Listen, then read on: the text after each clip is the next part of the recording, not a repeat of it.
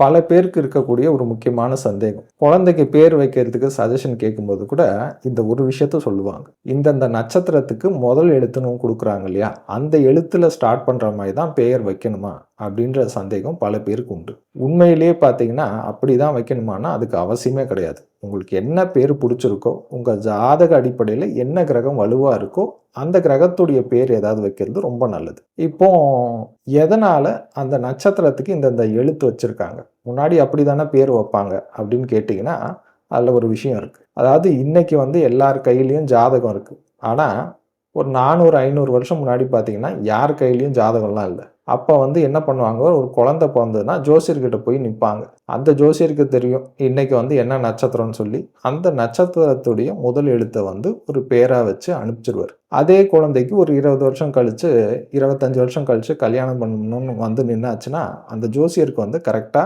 இந்த பேர சொல்லியாச்சுனாலே நட்சத்திரத்த அவரு கண்டுபிடிச்சுருவாரு. ஏன்னா பேர் வச்சதே அவர் தானே. ஸோ, அதனால இந்த பேர் வச்சாச்சுன்னா, இந்த பேருக்கும் இந்த பேர் இருக்கிற பொண்ணுக்கு இந்த பேர் இருக்க பையன் சூட் ஆவான் அப்படின்ற மாதிரி சொல்லி அனுப்பிச்சுருவாரு. அதுக்கு காரணம் என்னன்னா, ஒண்ணும் இல்ல. வெறும் நட்சத்திர குறியீடு தான் அது. ஸோ, அத இன்னைக்கு நம்ம வைக்கணும்னு அவசியம் இருக்கா அப்படின்னா, தேவையே கிடையாது. ஏன்னா, நம்ம ராசி என்ன, நம்ம நட்சத்திரம் என்ன, நம்ம ஜாதகம் என்னன்னு எல்லாருக்கும் நமக்கே தெரியும். ஸோ, அதனால அதை எதுக்கு பேர வச்சுக்கிட்டு?